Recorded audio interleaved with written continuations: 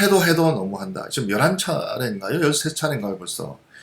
올리려면은 제가 연준 의장 같으면은 0.75 정도는 한꺼번에 올려줘서 3, 4개월은 그냥 버텨줘야 됩니다. 근데 지금 0.25로 계속 올리면 시장에서는 마치 개구리가 비커에서 조금씩 불을 달구듯이 내가 지금 이 시장은 이 위험 요소를 천천히 인식하게 됩니다. 실제 위험보다는. 그게 저는 굉장히 불안하다는 얘기예요. 우리가 비커 속에 개구리가 될 수는 없지 않습니까? 그러니까 미리 우리가 대처를 하자는 것은 굉장히 중요한 태도다라고 이제 말씀드리고, 지난 방송에도 그랬고 이번 방송에도 그랬고 월요일날 시장 포커스 시간에도 조정하는 것이 좋겠다고 여러 차례 제가 말씀을 드리고 있습니다. 데이비드 형님이 8월 9월장은 힘든 시기가 올 것으로 지금 보고 있습니다. 그러니까 힘든 시기라는 건 폭락장기보다는 이 개걸음하는 장, 이렇게 올라가는 속도가 굉장히 우리 상반기보다는 더딜 것이다. 단 몇 가지 지금 현재 빼놓고 뭐 예를 들면 AI 관련주가 되겠죠. 그래서 미국 2분기는 GDP가 1.7%로 생각을 했었는데 예상을 깨고 2.4%로 성장했습니다. 그래서 연준의 소프트 랜딩 다시에서 GDP 성장이 마이너스가 안 되고 인플레이션에 잡히는 그런 연준의 지금 생각대로 가고 있다라고 이제 지금 생각이 들지만 2.4%는 한 분기 지나면 어떻게 될지 몰라요. 1.7이든 2.4든 지금 소프트 랜딩 쪽으로 지금 되고 있고 아마도 리세션은 연준은 생각하고 있지 않다라고 못을 박아버렸습니다. 그래서 설사 연준에서 얘기하는 것이 100% 제가 믿지만 우리가 폴폴로 관리하는 입장에서는 좀 더 조심하게 운영을 해야 된다라고 말씀을 드릴 수가 있습니다.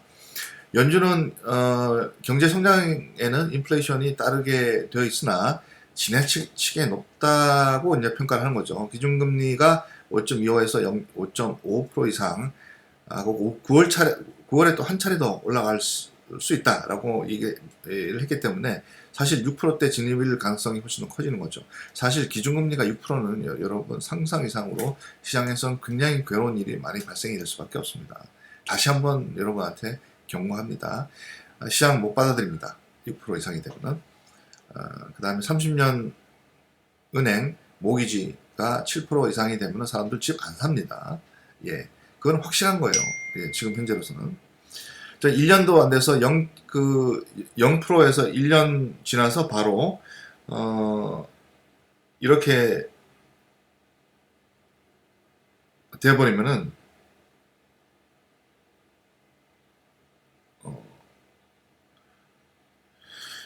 이렇게 돼버리면 이제 힘든다는 얘기죠. 연말까지는.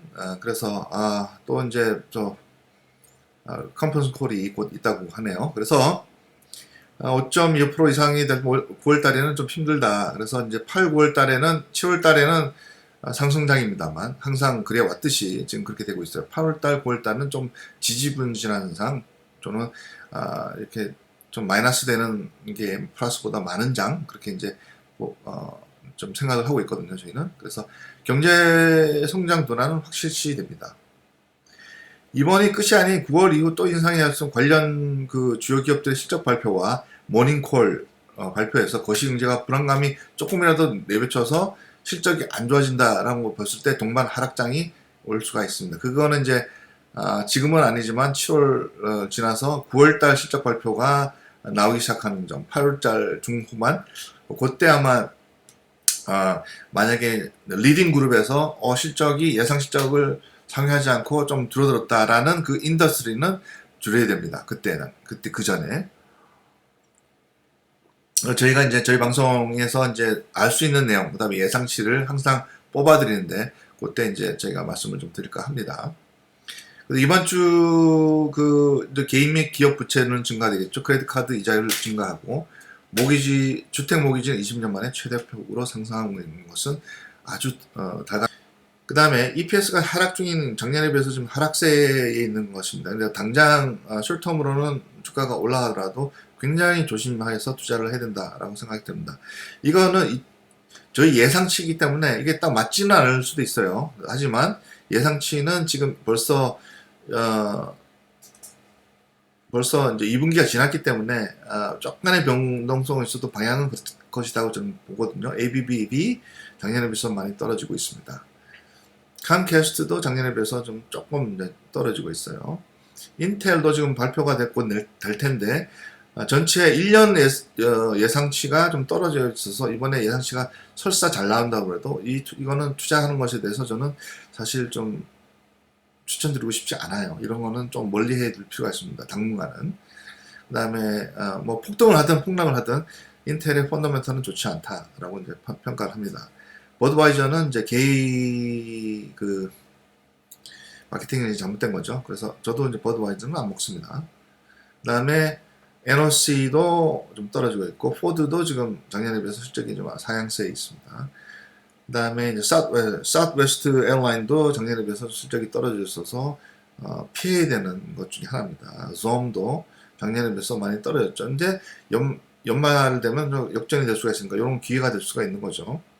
그게 이제 어떤 기회가 되느냐, 이 가격이 주가가 좀 그러니까 EPS가 떨어지더라도 올라갈 가능성이 있는 거에 대해서 그러니까 완전히 제껴 놓지 마시고 이게 올라갈 수 있느냐 없느냐, 올라갈 것이라는 것을 생각을 한다면은 오히려 떨어지고 EPS가 떨어져서 그 주가도 떨어져 있는 것을 생각하는 거죠. EPS는 떨어지는데 가격이 안 떨어지는 것은 괜히 들어갔다가 폭락장에 휘말리게 되면 굉장히 어려워집니다, 여러분.